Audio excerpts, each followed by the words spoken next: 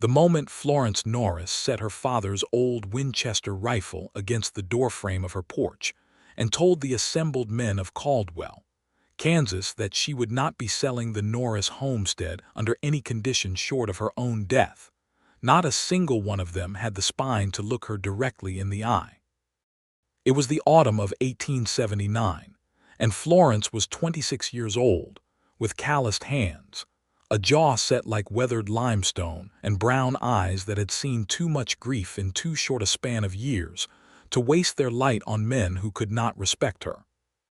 Her father, Earl Norris, had died of pneumonia the previous February, leaving her the 160 acres he had claimed under the Homestead Act of 1862, acres he had broken his back over, praying and cursing at the red clay soil of southern Kansas until it finally agreed to yield wheat and sorghum in modest, honest quantities. She had nursed him through his final weeks. She had buried him herself, beside her mother who had gone 4 years before that, and she had not once considered doing anything other than staying. The men on her porch that October morning were representatives of the Garfield Land and Cattle Company, led by a broad-shouldered operator named Dalton Voss, who wore a brocade vest and smelled of bay rum and ambition. He had been working his way through the county for the better part of a year, buying up homesteads or pressuring their owners into abandoning them. Several families had gone already: the Hendersons, the Prutes, the old Makowski widow. Florence had watched each of them load their wagons and pull away down the rutted road, and she had felt something harden inside her chest each time, like clay baking in a summer sun. "Miss Norris," Voss said again, his voice professionally kind in the way that men who have practiced cruelty learn to be kind, "we are offering you $320. That is twice the going rate for ground of this quality." "My father's ground," she said. "Your father is gone, ma'am, God rest him. His ground is still his ground. It is my ground now, and it is not going anywhere." She picked up the Winchester. She did not aim it. She simply held it the way a woman holds a thing she is entirely comfortable holding, and looked at him steadily. "You are welcome to leave." They left.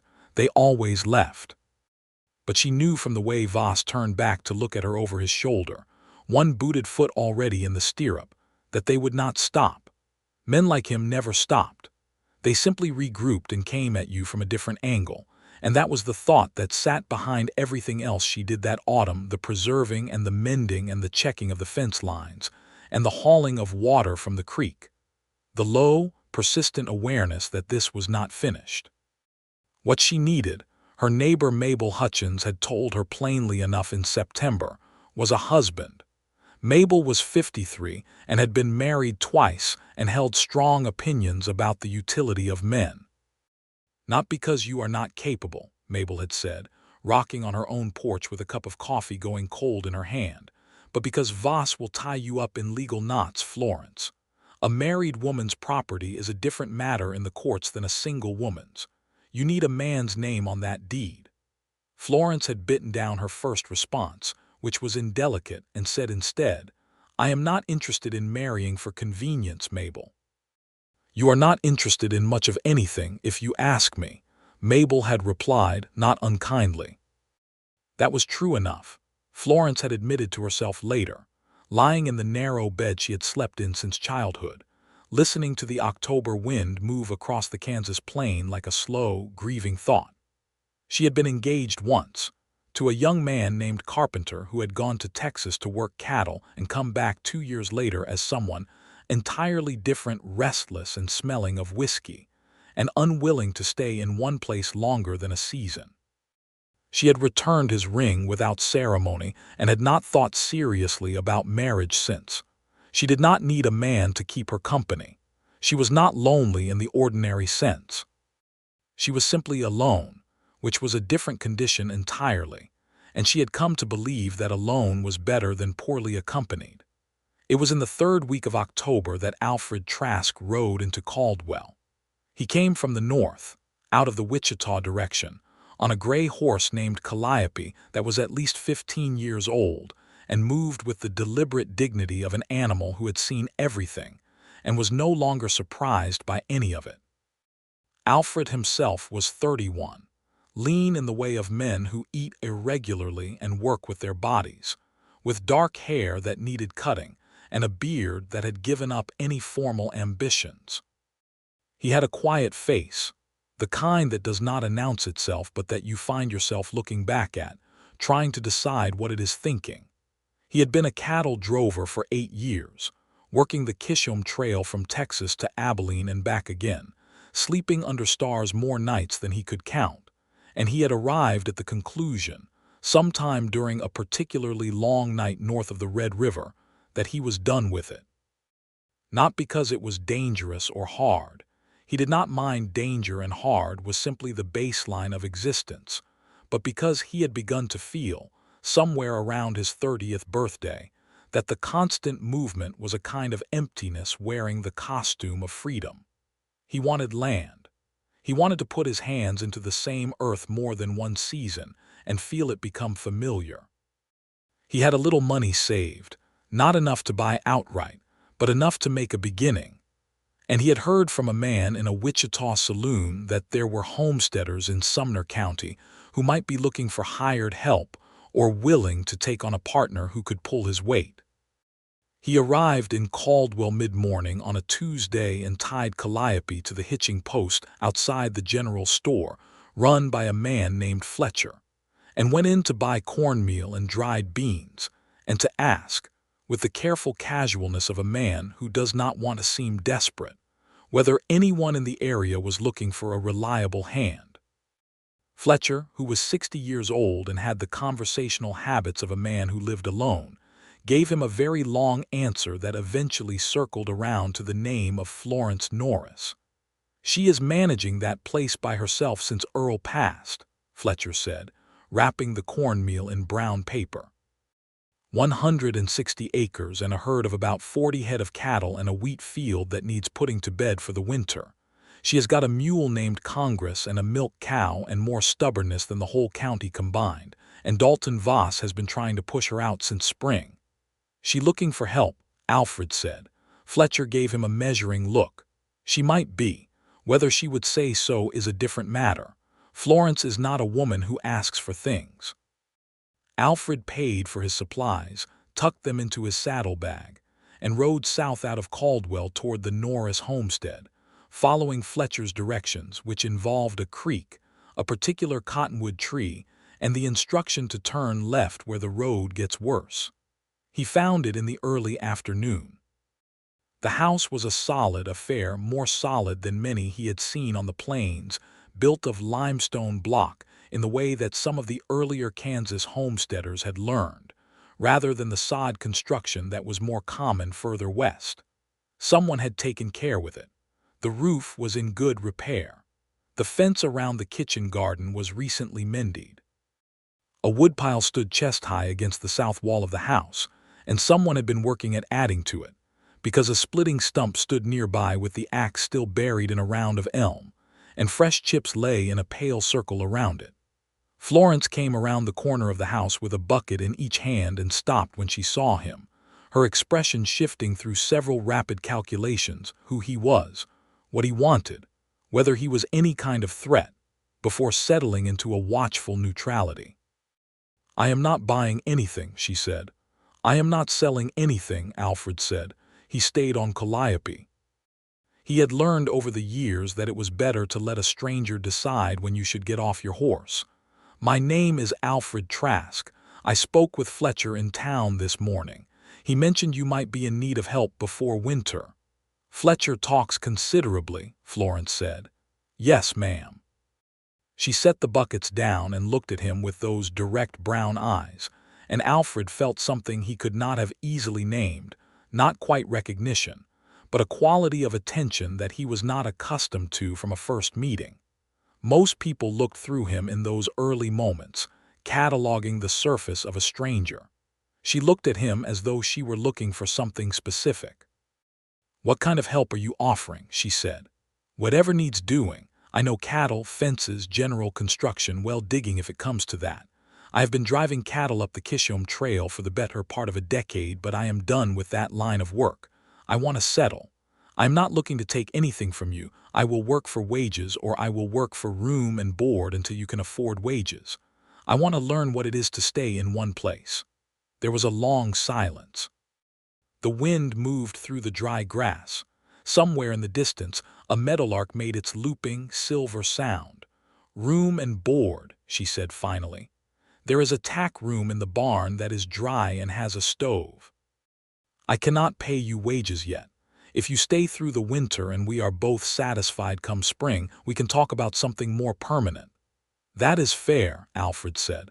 "I have rules," she said, and her voice carried the kind of weight that made it clear these were not suggestions. "You work when I work, which is from before dawn until after dark. You do not drink on this property. You do not bring anyone here without telling me first.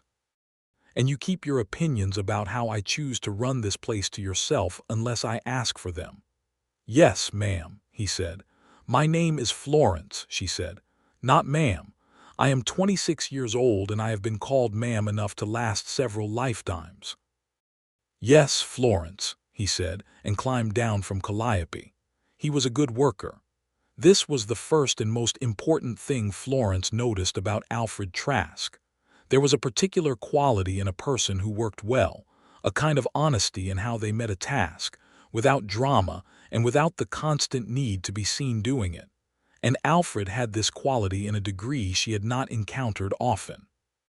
He rose before she did, which she discovered the first morning when she came out in the gray November dark and found the cattle already fed and the water trough broken ice off.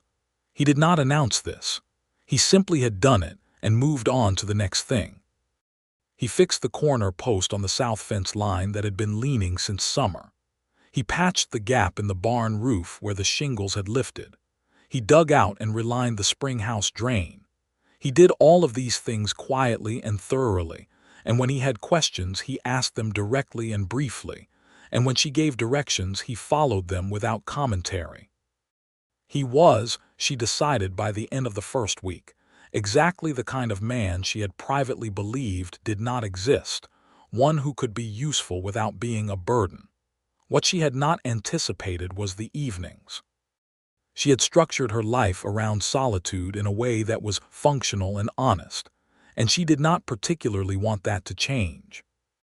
But the tack room opened onto the barn, and the barn was adjacent to the kitchen. And on the second evening Alfred had knocked on the kitchen door and held out a rabbit he had caught in a snare near the creek, already cleaned, and she had said nothing and taken it and cooked it. And he had sat at the table because it seemed strange to do otherwise, and they had eaten together in the ordinary way of two people who are hungry and in proximity to food. He did not talk much at supper. She did not either.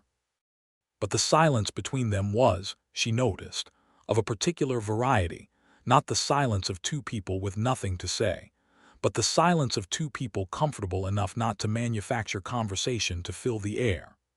This was unusual in her experience of men, who tended to fill silence with noise the way an anxious person fills an empty space with furniture. By the second week, supper together was simply what happened in the evenings, as unremarkable as the lamp being lit. She told herself it was practical. She told herself a great many things that November. She told herself that the way she had begun to be aware of where he was on the property at any given time by sound, by the shadow of him crossing the yard, by the particular pattern of Calliope's movement in the paddock that meant Alfred was nearby. This was simply the heightened alertness of a person who had been alone on a piece of land and now had someone else on it.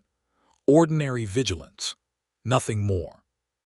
She told herself this while repairing a section of kitchen garden fence and watching. From the corner of her eye, Alfred split wood in the cold morning light with the steady, unhurried rhythm of a man who had made peace with the work in front of him. The trouble with Alfred Trask, the thing that annoyed her in a way she could not articulate and did not examine too closely, was that he was still. Not physically still, exactly.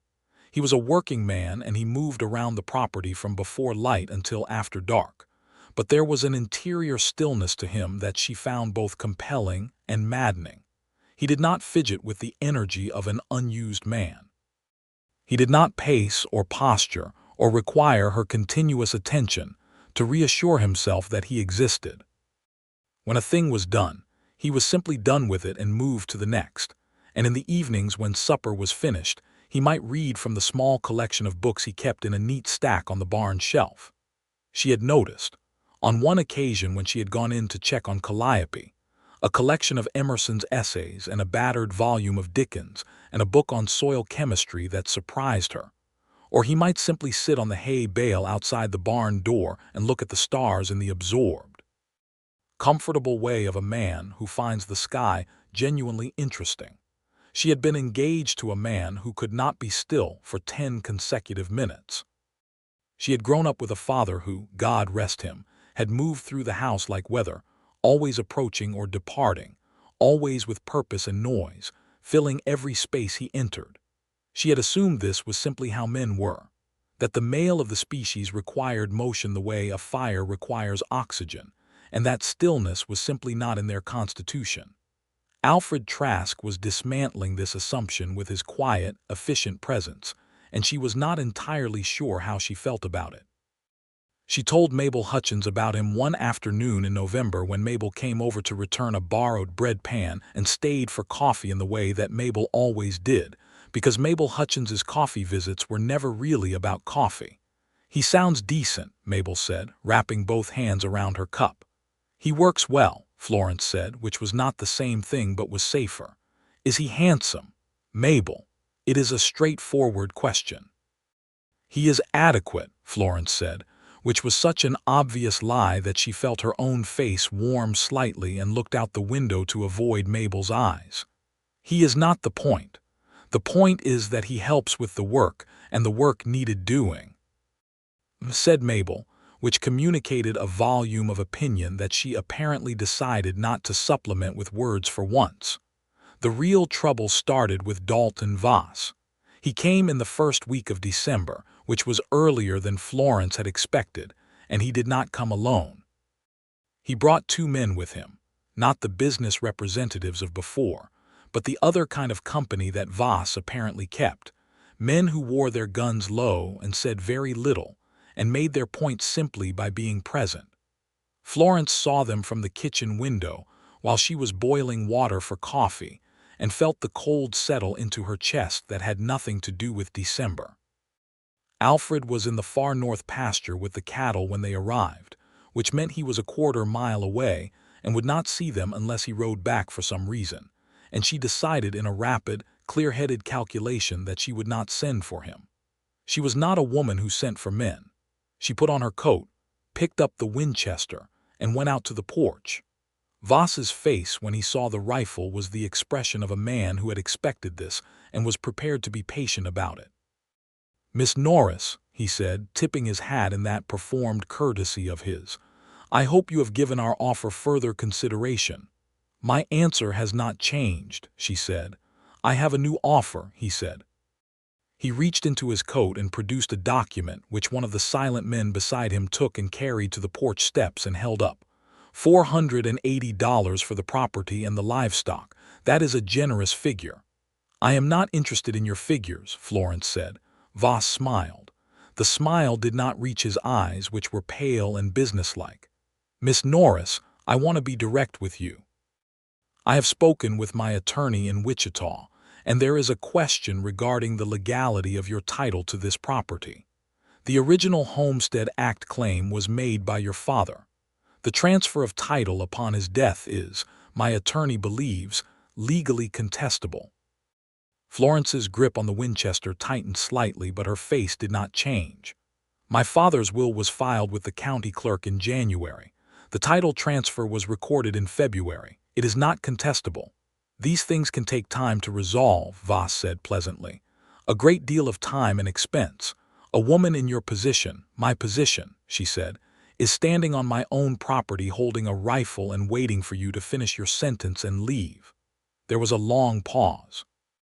The 2 quiet men shifted slightly, and Florence watched them with the particular alertness that she had cultivated over the years, the ability to track multiple things at once without appearing to. It was in this moment that she heard the particular sound of Calliope's hoofbeats, coming from the direction of the north pasture, and turned slightly to see Alfred riding toward the house in an unhurried trot that nonetheless covered the ground quickly. He had apparently ridden back for something, or perhaps, she would think later, had simply noticed from a distance that something was wrong, in the way that a person who pays attention notices things at a distance. He rode up to the fence and stopped there, and looked at the scene on the porch with a face that revealed nothing, and then looked at Florence with a question in his eyes. "Everything is fine," she said. "These gentlemen were just leaving." Voss looked at Alfred with the calculating attention of a man reassessing his situation. "And who might this be?" "He works here," Florence said. Alfred said nothing. He simply stayed on Calliope with the quiet authority of a man who is entirely comfortable with where he is, and watched. And somehow the quality of his watching, its steadiness, its lack of aggression, but also its complete lack of deference, shifted the atmosphere on the porch in a way that Florence felt but could not have precisely described. Voss tucked the document back into his coat. "We will continue this conversation another time," he said, in the tone of a man making a note rather than a concession, and turned his horse, and his two quiet men turned with him, and they rode back up the road toward Caldwell. Florence let out a breath she had been holding and was furious at herself for it. Alfred dismounted and led Calliope to the paddock and came back to stand near the porch steps, and she waited for him to say something about what had just happened, because men always had something to say. He said, "Do you need me to take a look at that north fence? I think there is a section down past the old post oak that needs attention." She stared at him for a moment. "Yes," she said, "after lunch." They did not speak of Voss that evening at supper, not directly, but after the dishes were cleared Alfred said without preamble, "He is going to come back. Men like that do not take a single no as an answer." "I know," she said. "Do you want me to go into Caldwell and talk to the county clerk? Make sure everything about the title is in the clear?" "I am capable of going to the county clerk myself," she said, more sharply than she intended. "I know you are," he said. "I was not suggesting otherwise. I was asking whether you want me to, because I am going in Thursday for supplies and it would be no additional trouble." She looked at him across the table.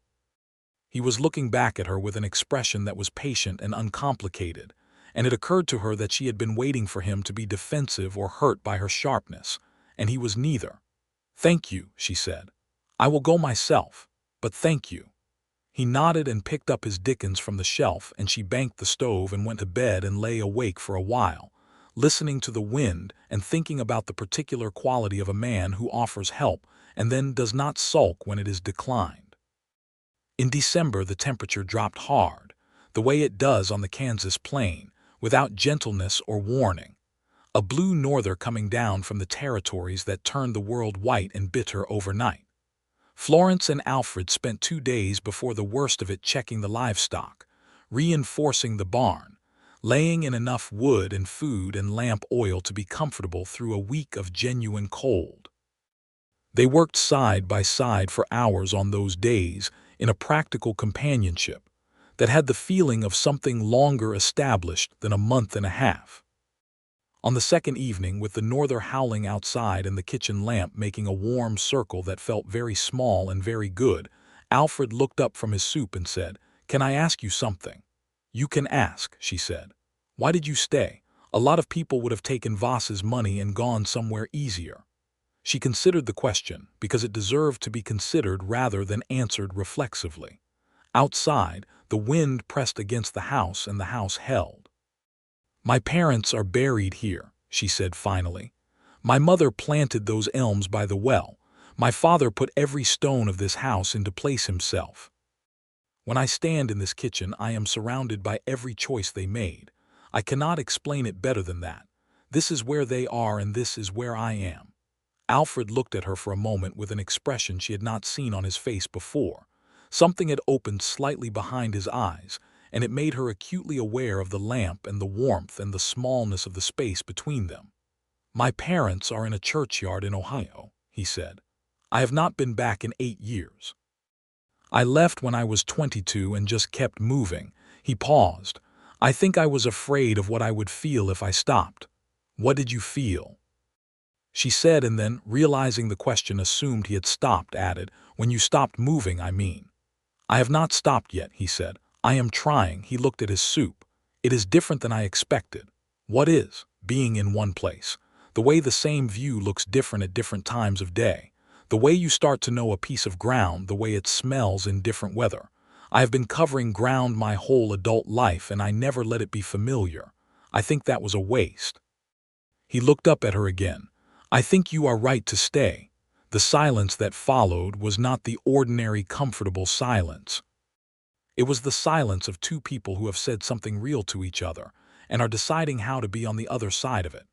More soup, she said. Yes, please, he said, and she got up and served it, and they did not say anything else of consequence, but the air in the room was different and they both knew it. January came in hard and brilliant, the sky a cold, flat blue that went on forever and made the earth below look very small. They established a working routine that had the precision and efficiency of something practiced for years rather than months. Florence managed the household, the finances, the cattle records she kept in a leather-bound ledger her father had given her when she was 14, and which she now filled with her own fine, spare handwriting. Alfred maintained the property, tracked down an older rancher named Pettiford outside of town who had calves to sell in spring, and began quietly but persistently asking questions around Caldwell about Dalton Voss and his Garfield Land and Cattle Company. What he learned, over the course of several cautious conversations in Fletcher's general store, and one longer conversation with an attorney named Beaumont who practiced out of a cluttered office above the hardware store, was that Voss had been using a specific legal tactic on homesteaders throughout the county. He would claim administrative irregularities in their Homestead Act filings, bring enough legal pressure to create doubt and expense, and then offer to settle with a purchase price that seemed generous compared to an ongoing legal battle. Several families had sold under exactly these circumstances. The Henderson family's property was now entirely owned by the Garfield Company. The Prout acreage was in the process of being folded into it. Florence's title is clean, Beaumont told Alfred one afternoon in late January, leaning back in his chair with the comfortable authority of a man who knows the law and likes knowing it. Her father's will was properly witnessed and filed. The title transfer is recorded. Voss has no legitimate legal claim, but he does not need a legitimate claim. He needs enough confusion to make her want to stop fighting. A woman alone with legal fees mounting, it is a calculation he has made successfully before. Is there anything she can do to make the title more secure? Alfred said. Beaumont looked at him with a lawyer's measuring consideration. There is one option that would effectively end any legal challenge. A married woman's property held jointly with her husband is much harder to contest with the tactics Voss has been using. Joint title is resistant to his kind of pressure. Alfred said nothing for a moment. I see, he said. I am not suggesting anything, Beaumont said. I am just telling you what the law provides. Alfred rode home in the winter afternoon with a great deal to think about and said nothing of it at supper. And Florence looked at him once or twice and apparently decided not to ask what was occupying his thoughts, which he appreciated. He was not the kind of man who arrived at feeling slowly. He had known, he thought, in the retrospective and somewhat astonished way of a person who has been looking at a thing for a while before recognizing it, for several weeks, that what he felt for Florence Norris was considerably beyond professional appreciation for her competence and the pleasure of her company. It had the quality of something structural, not the bright, unsteady feeling that he associated with the younger version of himself and the women he had known briefly in cattle towns along the trail, but something with weight and permanence, like the limestone of her house. The problem was that Florence Norris had made it clear enough, in 100 small ways, that she did not require a man. She was not prickly about it or performative. It was simply a fact about her, observable, the way the fact that she was a good cook, or that she could diagnose a fence problem at 50 yards was observable. She had arranged her life entirely around her own capability, and she did not leave obvious space in it for someone else's feelings. Alfred respected this. He respected it enough to say nothing, which he recognized as both the respectful thing and the cowardly thing simultaneously. February arrived. He had been on the Norris homestead for 3.5 months. It felt in the strange way that significant times do, both much longer and much shorter than that. Valentine's Day in 1880 was a Wednesday. Alfred had not marked the occasion in years and would not have marked it that year except that Fletcher, when Alfred came in for supplies that week, had pressed a small envelope of seed packets into his hands and said, with the conspiratorial expression of a man who sees a great deal from behind his store counter, "For Miss Florence, hollyhock seeds.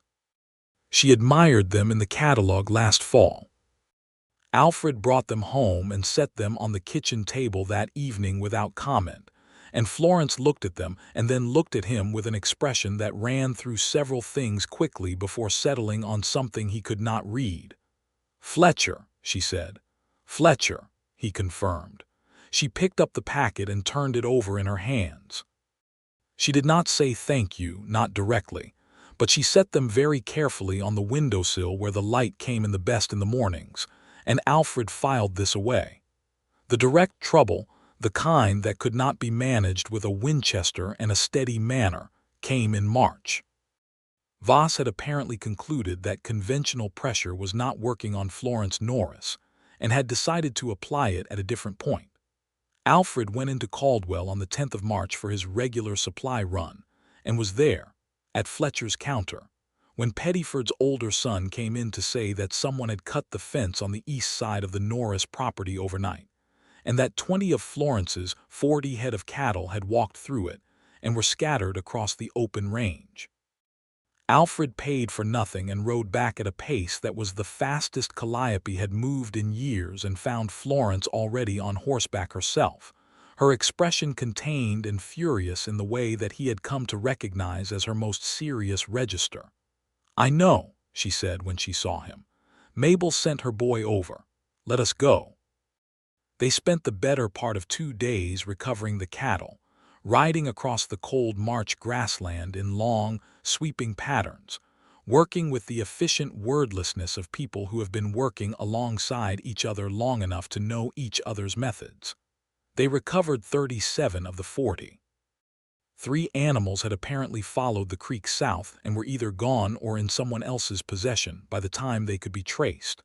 On the second evening, riding back toward the homestead in the cold purple dusk with the recovered cattle moving ahead of them in a tired, compliant bunch, Florence said, without looking at Alfred, "He is going to keep doing this, in different ways, until I run out of energy or money or both." "Yes," Alfred said, "that is probably right.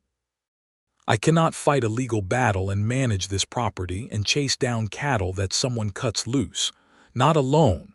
He looked at her. She was looking straight ahead, her face in profile against the darkening sky, and there was a quality in her posture, not defeat. Florence Norris was not capable of defeat in the conventional sense, but something honest about the arithmetic of difficulty. She was looking at the numbers, and the numbers were not entirely in her favor, and she was enough of a person to say so out loud. "Florence," he said. "What?" "I spoke with Beaumont in January." She turned to look at him. "And?" He said what Beaumont had told him, plainly, without embellishment or decoration. The legal protection of joint title, the specific vulnerability that her single status created in the face of Voss's tactics. He laid it out as information, not as argument, and when he was finished he waited. She was quiet for a long moment, her eyes on him, and he could see the calculations moving behind them, not only the legal ones. "Are you suggesting what I think you are suggesting?" she said finally. "I am telling you what the law provides," he said, which was, he was aware, exactly what Beaumont had said to him, and which carried the same not quite hiding quality. "Alfred," she said, and the use of his name without any of its usual surrounding practicality stopped him like a hand laid against his chest. "Are you suggesting that we should get married?" "I am saying that I would like to marry you," he said. "If you are willing, not for the deed. I would like to marry you because I have been sitting at your kitchen table for 4 months and I have been happier than I have ever been in my life. And I know that if I leave this place when spring comes, I will regret it for the rest of my days. The legal protection is real and I would not have brought it up otherwise, but it is not why I am saying this." Florence looked at him for a very long time. The cattle moved ahead of them, indifferent. The stars were coming out above the Kansas plain in their ancient, unconflicted way. "I have no use," she said carefully, "for a man who cannot be still." He looked at her steadily. "I grew up with a man who could not stop moving," she continued, "and I was engaged to another one, and I have had enough of men who use motion as a substitute for substance. I need someone who can stay, not just through one winter, but actually stay, who can put their feet down in one place and not be itching to leave from the moment they arrive." "I know," he said. "Do you?" she said. "Because a man can say it, saying it is easy." Alfred looked at her for a moment. Then, without another word, he dismounted from Calliope and walked to a flat rock a few feet off the trail and sat down on it. He sat the way a person sits who intends to stay, squarely, with his hands on his knees, his feet flat on the ground, his back not needing the support of anything behind it. He looked out across the Kansas plain at the rising stars, and he did not move. Florence sat on her horse and watched him with an expression that she could feel shifting on her face through things she could not have named. He sat there in the March cold with the complete, undemonstrative stillness of a man who has nothing to prove, and has decided that the only way to prove it is to simply be it. The cattle settled nearby, finding a patch of dry grass. Calliope stood patient beside the rock. The stars multiplied in the black sky. He did not fidget. He did not look up to check her reaction. He did not announce what he was doing or explain it. He simply sat in the cold and the dark, as though sitting in this exact spot in this exact moment was the most natural and obvious thing in the world.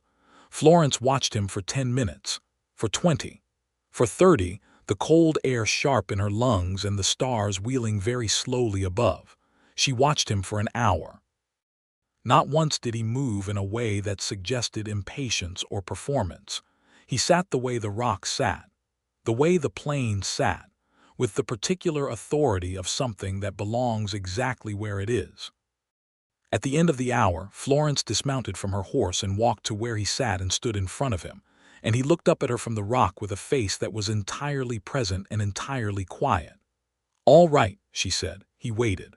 "All right," she said again, and her voice was different on the second saying, softer, and with something in it that she had not allowed to be there before, some room that she was opening up carefully, like a door that had been locked a long time. "I believe you." He stood from the rock and they were very close in the cold dark, and she could see him breathing, his breath making small clouds in the March air, and his eyes on her face with that quality of attention that she had noticed on their first meeting, and that she understood now was not observation but care, the particular kind of attention that only happens when a person matters to you. "Is that a yes?" he said. "That is a yes," she said. "You foolish, quiet man." He smiled then, the smile she had seen only a handful of times in 4 months, the one that came from somewhere behind the usual contained expression, genuine and slightly startled looking, as though happiness always surprised him a little. And then, because the cold was significant and the horses needed the barn, they remounted and rode home together through the March dark, and the distance between them on that ride was different from any distance that had been between them before. They were married in the second week of April, 1880, at the small Methodist church in Caldwell, with Fletcher as a witness and Mabel Hutchins crying freely in the front pew without any apparent embarrassment about it. Attorney Beaumont attended because he was a sociable man who appreciated the resolution of legal entanglements. The minister was a slight, earnest man named Reverend Alcott, who married them with efficient warmth, and shook both their hands afterward with the satisfaction of a man who has done good work. Florence wore her mother's dress, altered slightly, cream-colored and embroidered at the collar with small flowers that her mother had stitched herself. She had her brown hair pinned up with care, and she carried a small bunch of dried lavender from last summer's garden, because there was nothing else in bloom in April in Kansas. And Alfred had pressed a small sprig of it into her hands that morning at the breakfast table with the wordless directness that was so characteristic of him. And she had looked at it and looked at him, and not trusted herself to speak. He wore his best clothes, which were clean and pressed and respectable, and he looked at her when she came down the church aisle with the expression of a man to whom something very good has happened, and who is not entirely sure he deserves it, which was, Florence thought, exactly the right expression. When Reverend Alcott asked Alfred whether he would stay with this woman, love her and honor her, Alfred said yes, with a plain, unembellished certainty that made even the Reverend pause slightly, as though he had been expecting more words and found that none were needed. When he asked Florence the same question, she said, "I will," and meant it in a way that she recognized as permanent, the way you recognize some things completely, without argument, as simply true. They walked out of the church into the April sunshine, and Mabel Hutchins embraced Florence and told her she had done very well, and then turned to Alfred and told him that he had better be good to her or Mabel would hear of it. And Alfred said seriously that he would be, which made Mabel's eyes go soft and her voice go slightly higher. And Florence took Alfred's arm and looked up at the Kansas sky and thought, very quietly, that her mother would have liked him. Dalton Voss made one final attempt. He came in late April with his same two quiet men and his same expression of professional pleasantness, and he got as far as the porch steps before Florence came out to meet him. And this time Alfred came out behind her and stood beside her with the same unstudied presence that had affected the atmosphere in October, except that now it was slightly different, because now he was standing beside her rather than at a fence, and the deed to the Norris homestead, now the Norris Trask homestead, amended and recorded at the county clerk's office the week before, included both their names.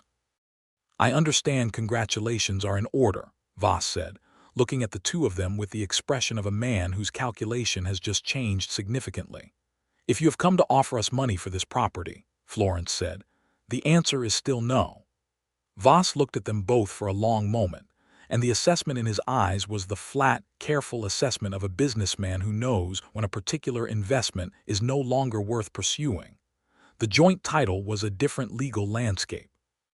The trouble and expense of challenging it, against the resources of a man and woman who were clearly both stubborn and capable, was not the same arithmetic as pressuring a single woman. "I see," he said. He tipped his hat to Florence first, then to Alfred, and turned his horse, and his two quiet men turned with him, and this time the quality of their departure was different. It was final in a way that the other departures had not been.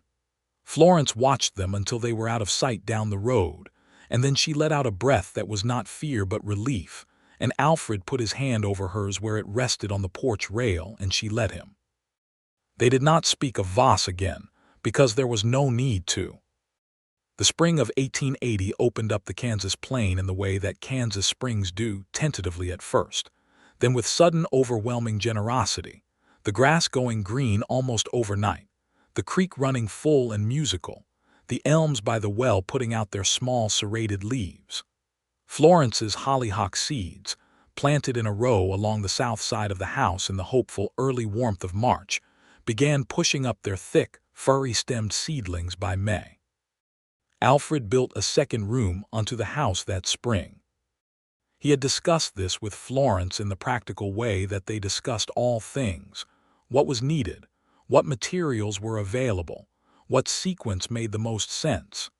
And they had agreed that the current house was efficient but not exactly comfortable for two people with different needs and habits.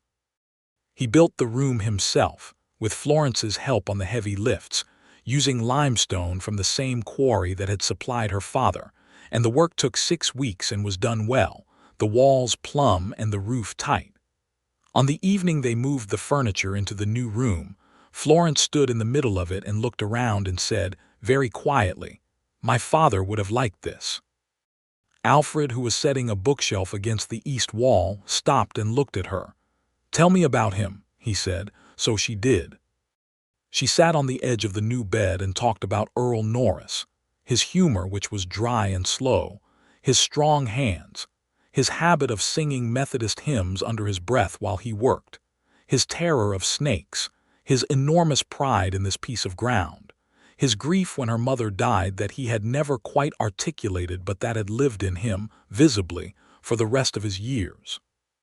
She talked until the lamp was low and the night was deep, and Alfred listened with the complete and genuine attention that was one of the things she had come to love most about him. The way he was never waiting for his own turn to talk but simply present with what she was saying. "He sounds like someone worth knowing," Alfred said when she was finished. "He was," she said. "I am sorry I did not get to." "Me too," she said, and then, because the emotion of it was right there and she had learned by now that Alfred Trask was a safe place to put an honest feeling, "I miss him every single day. Not in the way that incapacitates you, just the background kind. The kind where you think of something funny and turn to tell someone and then remember. I know that kind," he said. "I think it does not go away. I think you are right," she said. "I think it is not supposed to." He moved from the bookshelf and sat beside her on the edge of the bed and put his arm around her in the quiet, unannounced way he had of offering comfort without making a ceremony of it. And she leaned into him and felt the warmth of him and the steadiness, and thought that this was what she had not known she needed, not someone to fill the silences or replace the losses, but someone to sit with her in them. The summer of 1880 was hard and glorious, as Kansas summers were. The wheat came in well better than the previous 2 years, and Alfred, who had been reading his soil chemistry book with genuine absorption, had suggestions about the rotation of the south field that turned out to be sound. They harvested together in the long, golden days of July, working from early light until the heat became irrational, breaking in the afternoon for shade and water and returning when the sun dropped. Florence found that she did not have the private habit of solitude that she had expected to miss. She had expected marriage to feel like accommodation, like bending herself to fit around someone else's needs. It did not feel that way. It felt strangely, more like herself than before, as though she had expanded rather than contracted. Alfred was not a romantic man in the theatrical sense. He did not make speeches or gestures of the sort that Florence had been told, in her younger years, to expect from a man who loved you. But he brought her the first cup of coffee every morning before either of them spoke a word. He noticed when she was tired before she said so, and took on whatever she had been about to do without making a point of it. He had a way of looking at her sometimes, across a supper table or a field or a fence line, that had no agenda in it, just the plain, uncomplicated fact of finding her worth looking at, and not bothering to hide it. She told him she loved him for the first time on an August evening, sitting on the porch in the last light, watching the fireflies begin their work in the long grass. She said it in the straightforward way that she said important things without preamble as simple fact. "I love you, Alfred." He was quiet for a moment, not from surprise, she thought, but from the way that some feelings need a breath of air around them before being answered. "I know," he said. "I have been in love with you since about the middle of November. I was just waiting for you to catch up." She turned to look at him. "The middle of November," she repeated. "Give or take," he said with that quiet half-smile. "It might have been earlier. You might have mentioned it," she said. "You would have sent me away," he said. She considered this. "I might have," she admitted. "I probably would have." She reached over and took his hand where it rested on the arm of his chair. "I am glad you did not." "Me too," he said, and his hand turned over and held hers, and they sat on the porch together in the August dark and watched the fireflies, and the Kansas plain stretched away from them in all directions, enormous and quiet and entirely their own. By autumn of 1880, when the first anniversary of Alfred's arrival on the homestead came and went unmarked by either of them in any formal sense but observed by both of them privately, in the way that you observe things that matter without wanting to make too much of them, the Norris Trask homestead had a quality that it had not had before, Not just the improvements to the physical property, which were real and significant, but something in the atmosphere of the place. A settled feeling. A sense that whatever had been provisional about it had resolved into something permanent. Mabel Hutchins noticed it. "You look like a person who has decided something," she told Florence one October afternoon. "I have decided lots of things," Florence said. "You look like you have decided to be happy," Mabel said. "Which is different. Most people wait for happiness to find them. You have apparently decided to just go ahead and have it. It suits you." Florence thought about this later, lying awake in the night beside Alfred, who slept as he did everything with a complete and uncomplicated thoroughness, and thought that Mabel was not quite right. She had not decided to be happy.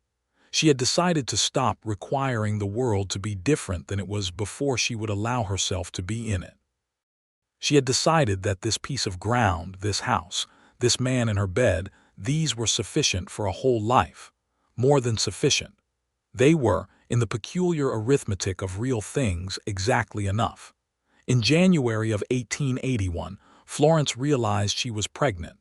She told Alfred on a Tuesday morning in the way she told him important things directly, without preparation or softening. She was at the stove and he was at the table with his coffee, and she turned around from the eggs she was frying and said, "I believe I am expecting." He set his coffee cup down. He looked at her with an expression she had never seen on his face before, something complex and luminous and slightly undone, like a wall that has been carefully maintained and is now being happily taken apart. "Florence," he said. "Yes," she said. "Come here," he said. She went to him and he took both her hands in his and held them and looked at her face with that expression still on his and said, "Are you all right? How do you feel?" "I feel fine," she said. "I have been feeling a bit sick in the mornings, but nothing severe. Dr. Hartley is in Caldwell now. I will go see him next week." "I will come with you," he said. "You do not need to." "Florence," he said, gently but without any sign of yielding, "I am coming with you." She looked at him. "All right," she said. He stood up and put his arms around her and she let herself be held, which was something she had been learning to do this past year, the simple allowing of comfort, the recognition that receiving was not the same as conceding. He held her for a long moment in the warm kitchen, and outside the January Kansas wind moved across the plain, and neither of them spoke, and everything that needed to be said was in the fact of standing there together. Dr. Hartley, who was a young and capable man from Ohio who had come west with his wife the previous year, and established himself in Caldwell with admirable efficiency, confirmed what Florence already knew and told her she was in good health and that everything appeared normal and that she should expect delivery around August. August, 1881. They told Mabel, who cried again without embarrassment, and Fletcher, who patted Alfred on the back with the vigorous approval of a man who views all healthy new developments in his community as personally gratifying, and Reverend Alcott, who said, "Wonderful news, wonderful," in the tone of a man for whom this is, indeed, the highest category of news. The spring of 1881 came with Florence's belly growing in the progressive, astonishing way of a first pregnancy, and Alfred working the farm with a quality of care that she thought she understood, but that she had also noticed was subtly more intense. A checking of fences twice rather than once, a sourcing of a better grade of lumber for the porch repair, a habit that developed gradually of appearing wherever she was rather than wherever the next task was, not obtrusively but with the persistent, understated vigilance of a man whose center of gravity has shifted entirely. She would catch him watching her sometimes with an expression that was not quite worried and not quite reverent but held elements of both. "I am not made of glass," she told him one April afternoon when he appeared at the garden gate within minutes of her starting to dig the kitchen garden bed. "I know you are not," he said. "I brought you a hoe. The one you are using has a loose handle." She looked at the hoe he was holding out. It was indeed in better repair than the one she had. She traded with him, and he went back to the south field, and she dug her garden and tried to be annoyed, and found she could not quite manage it. She planted hollyhocks again that spring along the south wall, from the seeds that had self-seeded from last year's plants, and by June they were waist-high and already showing the tight furls of their coming flowers. The summer was hot and long and increasingly uncomfortable in the third trimester, and Florence managed it with the determined practicality that she brought to all inconvenience, modifying what she did but not stopping, which caused Alfred a certain amount of visible internal struggle that he managed, admirably, not to voice more than once or twice. James Alfred Trask was born on the 12th of August, 1881, in the bedroom of the limestone house, with Dr. Hartley in attendance and Mabel Hutchins holding Florence's hand with a ferocious, steadying grip, and Alfred in the kitchen, which was where they had firmly placed him, wearing a path in the floorboards. He was permitted in when it was done, and he came through the doorway and saw Florence propped against the pillows, exhausted and triumphant, with a red-faced, furious, magnificent infant in her arms. And Alfred stopped in the middle of the room and looked at this scene with an expression of such unguarded wonder that Mabel Hutchins, who had seen a great deal and been moved by comparatively little, quietly removed herself to the kitchen and gave them their moment. Alfred sat on the edge of the bed and looked at his son, and Florence watched his face doing that thing again, the wall coming down, the complex luminous undone quality, and this time there were tears, which he did not wipe away or apologize for, because Alfred Trask had learned somewhere along the years that some things do not need to be managed, only felt. "He is real," Alfred said, which was not an elegant thing to say and was also the most accurate possible thing. "He is very real," Florence said, "and very loud about it." James Alfred Trask was, from his first hour, a person of emphatic opinions. He nursed with determination, slept with ferocity, and objected to the cessation of either with a voice that astonished all of them given the size of the person it came from. He had Florence's brown eyes and Alfred's dark hair, and it quickly became apparent, the combined stubbornness of both his parents at full concentration. Alfred was, as a father, exactly what Florence had suspected he would be, which was entirely himself, but more so the same stillness, the same attention, the same unhurried thoroughness applied now to a small and intensely absorbing new person. He had a way of holding James that she loved to watch, not the cautious way of a man uncertain of infants, but the settled, confident way of someone who has committed, as he committed to all things, completely. "He knows your voice already," Florence told him one evening when Alfred was sitting with James in the kitchen rocker, talking to him in the low, matter-of-fact way he had narrating the day, explaining the cattle situation, discussing the soil chemistry book, and the baby was watching his father's face with the focused intensity of someone receiving very important information. "Is that right?" Alfred said, pleased and not bothering to hide it. "He is going to be impossible," Florence said fondly. "He is going to be exactly fine," Alfred said. The autumn of 1881 had a particular quality that Florence would remember for the rest of her life. The baby in the house, the hollyhocks dying back along the south wall in their graceful autumn way, the wheat safely in, the cattle fat and calm, the new room with its bookshelf and its clean limestone walls.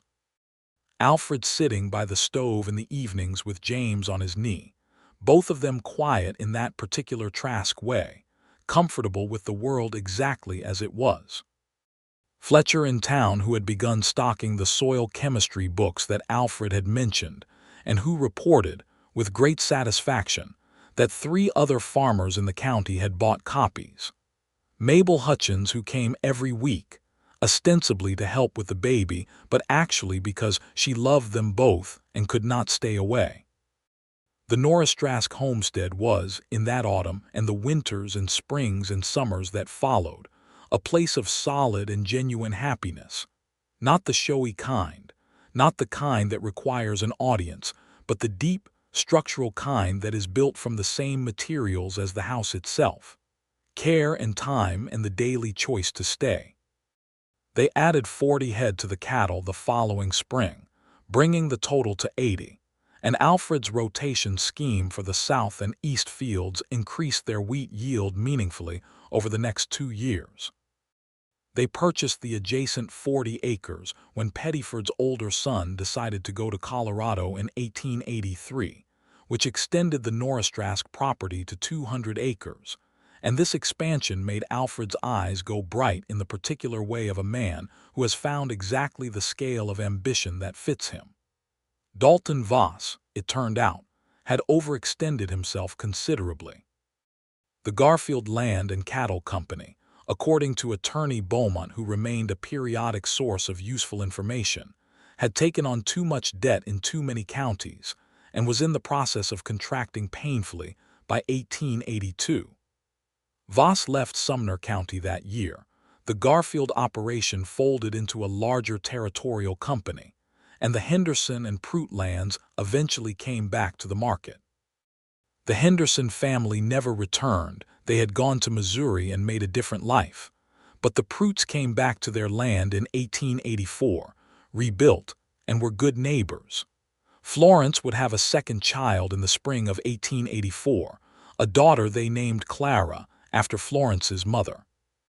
Clara came into the world with the same robust opinions as her brother but expressed them at a slightly higher pitch.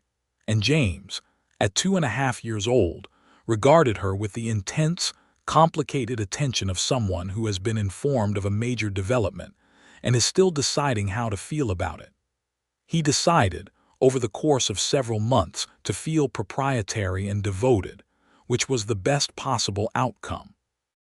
Alfred's sister Margaret, whom he had not seen in 8 years, wrote to him in the spring of 1883. Having obtained his address through some chain of correspondence that involved the Ohio County records and a cousin who had tracked him to Wichita.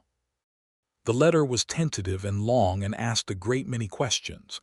Alfred read it at the kitchen table and then sat with it for a while in his particular way, and Florence watched him from across the table and said nothing until he was ready. "My sister," he said finally, "I have not been a good brother. I left and I kept moving and I let 8 years go by." "Are you going to write back?" Florence said. "Yes," he said. The correspondence between Alfred and his sister Margaret became, over the following years, a regular feature of the household, letters coming and going, Margaret's handwriting growing familiar to Florence through the envelopes if not the contents. And eventually, in the summer of 1885, Margaret and her husband Joseph Keller making the journey from Ohio to Kansas to see the homestead and the family that Alfred had built there. Margaret Keller was a smaller, darker version of her brother, with the same quality of interior stillness and the same slow, genuine smile. She and Florence liked each other immediately with the candid directness of women who have no patience for pretense, and the visit lasted 3 weeks, which was longer than planned and shorter than either family would have liked. On Margaret's last evening, sitting on the porch in the summer dusk with Alfred and Joseph playing a slow game of checkers at the table and James asleep inside and Clara nursing in Florence's arms, Margaret said quietly to Florence, "He is different from how he was. I could not have told you then what was wrong with him, but I see now what it was. He was missing something to be still for." Florence looked at her husband across the porch, where he was studying the checkerboard with his particular unhurried attention. "He told me," she said, "that he had been moving all his adult life because he was afraid of what he would feel if he stopped." And Margaret said, "And he stopped," Florence said simply. Margaret looked at her brother and then at Florence and smiled the Trask smile. "Yes," she said, "he did." The years on the homestead were not without their difficulties. 1986 brought a drought that tested every farmer in Sumner County. A long, dry summer that browned the pastures and stressed the wheat and required careful management of the water from the creek and the spring house. Alfred and Florence navigated it with the particular competency of people who have been working together long enough to think in tandem, not always agreeing, because they had the full complement of opinions between them and were not shy about expressing them, but arriving at decisions with the efficiency of mutual respect. They lost some cattle that summer. The wheat yield was down by 1/3, but they kept the property. My father survived the drought of 1860 on this ground, Florence told Alfred on a particularly discouraging August afternoon when the creek was running at its lowest. And the grasshopper plague of 1874, the ground is still here. So are we, Alfred said. So are we, she agreed, and meant it as a statement about considerably more than the drought. Alfred built a windmill in the spring of 1887, a proper one, ordered in parts from a manufacturer in Wichita, and assembled over 2 weeks of effort that drew Mabel Hutchins's husband Gerald, who had appeared in Caldwell in 1883 as a widower and married Mabel with a speed that Florence privately found very satisfying, and Fletcher, and old Pettiford himself, to stand around and offer opinions while Alfred did the actual work. The windmill drew water from deeper in the ground and made the dry years much more manageable, and it stood at the north edge of the yard, turning steadily in the Kansas wind, for many years after. James Trask began school in Caldwell in 1887, at 6 years old, riding to town 3 days a week on a small, patient horse named Percy, that Alfred had selected with great care from Pettiford's stock for the specific purpose of carrying a child who was still learning his seat. James rode to school with the serious, purposeful air of someone going to a meeting, and came back in the afternoons full of things he had learned and needed immediately to discuss. He was, by 6, unmistakably himself, a combination of his parents that somehow exceeded the sum of its parts. He had Florence's directness and Alfred's stillness, and some additional quality all his own that manifested as a profound and immediate interest in absolutely everything. He was the kind of child that teachers love and also find exhausting. He would, Florence thought, be all right in the world. Clara at 3 was equally herself smaller and more mercurial than her brother, with a streak of humor that surfaced in unexpected ways, a laugh that was larger than she was, and a habit of climbing things that kept Florence in a state of moderate anxiety. She had Alfred's eyes, in the end dark and attentive, and Florence's jaw, and she had opinions about her own clothing that she expressed with considerable passion. On the evening of the 7th anniversary of Florence and Alfred's wedding, April of 1887, they sat on the porch after the children were in bed, in the spring dark with the smell of the new grass and the creek running full from the winter snowmelt, and Florence thought, with the quiet fullness that she associated with moments of genuine completeness, that this was it. This was what it looked like from the inside, a life that fit. "Are you happy?" Alfred said. He asked her this periodically, not in an anxious way but with the simple directness of a man who wants to know the actual answer. "Outrageously so," she said, which made him smile. "Are you?" "More than I knew how to be," he said. "I have been thinking about that, about the years before I came here. I was moving the whole time and I thought the moving was the point. Now I think the moving was just postponing. I was just waiting to get here." "You did not know here existed," she said. "No," he said. "But I was headed for it." She looked at him in the spring dark, this man who had ridden into her yard on an old gray horse 8 years ago, and sat down on a rock in the cold and not moved for an hour, and thought about the strange and exact precision with which life sometimes delivers exactly what you required, precisely when you needed it and not a moment before. "Alfred," she said, "thank you for sitting still." He looked at her sideways, the way he looked at her when he was about to say something that he was also slightly amused by. "I had good motivation," he said. "The rock was cold," she said. "Extremely," he said. "Worth it." She laughed the real laugh, the one she had learned to let out without managing it, and he put his arm around her on the porch bench, and she leaned into him, and they sat together in the spring dark, and the Kansas wind moved through the elms by the well, the ones her mother had planted, and the windmill turned in its steady northern quarter, and inside the house their children slept the absolute, confident sleep of children who have never doubted that everything they need is right where they left it. The hollyhocks came in magnificently that summer. They were 6 feet tall along the south wall by July, in deep pink and cream and the dark, almost wine-colored variety that Florence loved best. nodding in the afternoon breeze in the way of things that are exactly where they belong, unhurried and unconcerned, flourishing in the particular way of things that have been given good ground and the steadiness of someone to tend them. Florence cut them sometimes in the mornings and put them in the blue ceramic pitcher on the kitchen table, and Alfred would come in from the yard and look at them and look at her, and not say anything and not need to, because they had been talking to each other in that wordless register for years now, the one that does not require speech because the understanding behind it is complete. In the summer of 1889, Kansas became a fully organized state, which it had been admitted as in 1861, but which felt, in the late 1880s, like a different kind of permanence, the permanence of settlement, of a place that had decided what it was and was settling into it.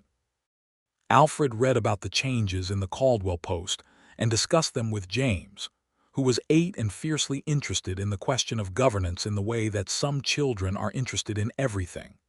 Florence listened to them at the supper table, Alfred's measured, careful explanations and James's rapid, darting questions, and felt the deep satisfaction of a household that talks to itself, that is full of the particular noise of people engaged with each other and with the world. Clara, at 5, was less interested in governance than in the foal that Calliope's lineage had eventually, through a neighbor's stallion, produced, a gray filly that had appeared in the paddock that spring and whom Clara had named Delphinium, which was a word she had encountered in Florence's seed catalogue and adopted entirely for its sound. The filly became Clara's project, and Alfred supervised the relationship with the patient attention of a man who knows horses and also knows that some lessons are better learned firsthand. Calliope herself, at approximately 22 years old by Alfred's best estimation, had retired from all work except the light and occasional, and spent most of her days in the paddock with the benign authority of a very old person who has seen a great deal and is content to rest.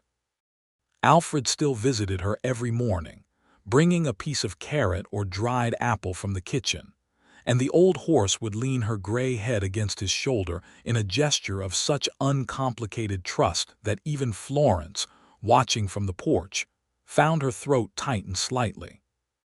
Calliope died in the autumn of 1890, quietly in the night, and Alfred buried her in the northeast corner of the property near the creek, and neither of them made a ceremony of it, but the day was a quiet one, and at supper James, who had grown up with the old horse as a fixture, said, "She was a good horse," with the serious inadequacy of all tributes to beloved animals, and Alfred said, "She was the best horse I ever had."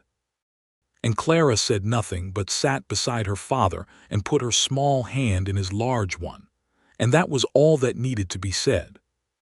They took on 2 ranch hands in the spring of 1891, when the expansion of the herd and the acres made it necessary. A young man named Dawes, who came down from Wichita with good references and worked out well, and an older man named Cobb, who had been a cattle drover for years and had, Alfred recognized, the same particular readiness to be done with moving that he himself had felt a decade before. Cobb settled in and proved excellent with the cattle, and Alfred supervised him with the quiet authority of a man who understands from the inside what a person who is tired of moving needs, which is direction and stability, and the chance to prove themselves reliable in one place.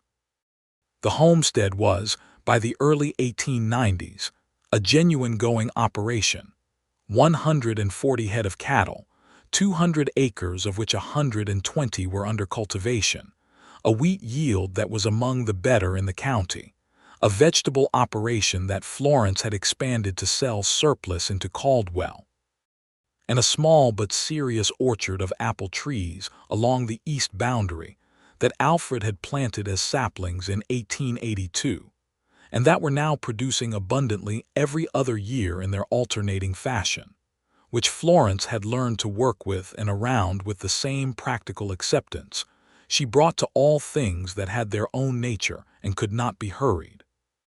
Fletcher retired from his general store in 1892 and sold it to a young couple named Parks, who ran it well. He came out to the homestead for supper to say his goodbyes before he went to live with his daughter in Wichita, and sat at Florence's table and ate her roast and her bread, and looked around the kitchen with the expression of a man reviewing something that has turned out well. "I told you about her," he said to Alfred, remembering that October morning 13 years before. "You did," Alfred said. "Was I right?" Fletcher said, with the slightly mischievous look of a man who knows the answer. "You said she had more stubbornness than the whole county combined," Alfred said. "And," said Florence. "And Fletcher was considerably underestimating," Alfred said. Florence threw a dinner roll at him, which he caught, which made James, at 10 years old, dissolve entirely, and Clara, at 8, looked between her parents with the expression of someone who finds them both baffling and also very much worth watching. Fletcher laughed the long, satisfied laugh of a man in his 80s, who is going to Wichita to live with his daughter and feels, on balance, that the world is in reasonable shape. "Good," he said. "Good, that is exactly right." There was a moment, late that autumn of 1892, when Florence stood in the kitchen garden in the October afternoon. The sky the deep, specific blue that only Kansas got in October, the apple trees showing their last few leaves of yellow and rust, the house solid and right behind her, and thought about the October of 1879 when she had stood on the porch with the Winchester, and told Dalton Voss that this ground was hers and she would not be moved from it. She had been 26 years old and utterly alone and entirely certain of one thing, which was that she would stay. She had stayed. She had not moved.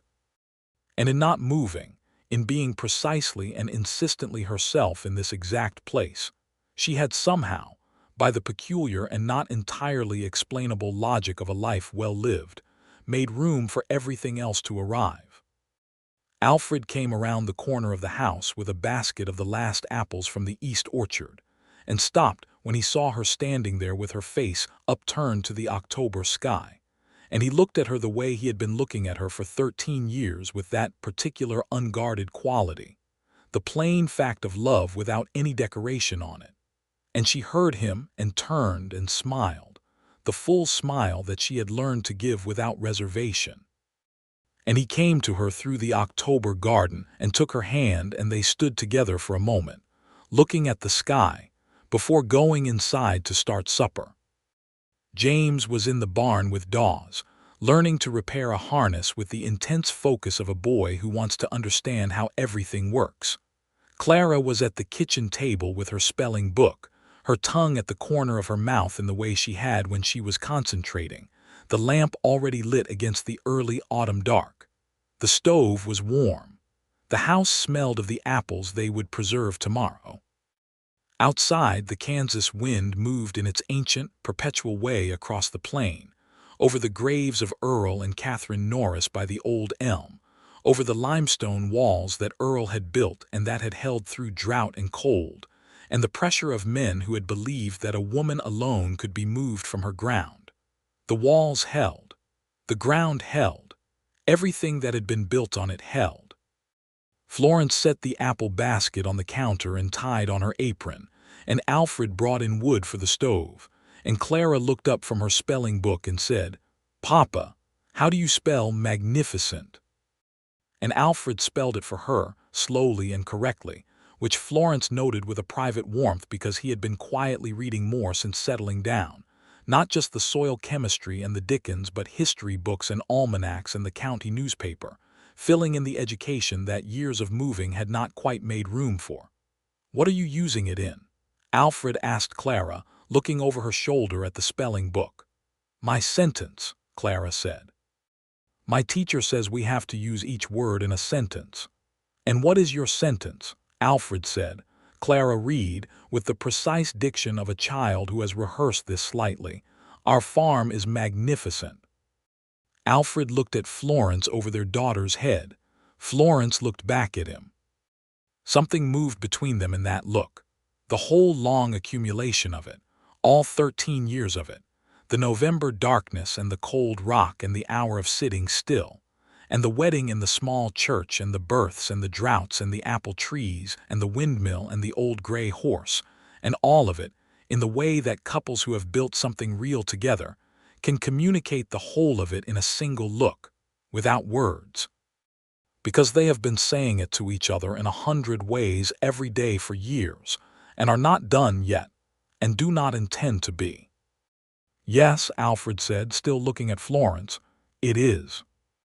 Florence turned back to the stove with the small, private smile of a woman who is exactly where she belongs, and the kitchen filled with the warmth and smell of supper coming. And outside, the Kansas wind turned the windmill on its steady northern bearing, and the stars came out above the plain in their ancient and unconflicted way, and the limestone house held everything inside it with the quiet, permanent authority of something that was built to last, and did.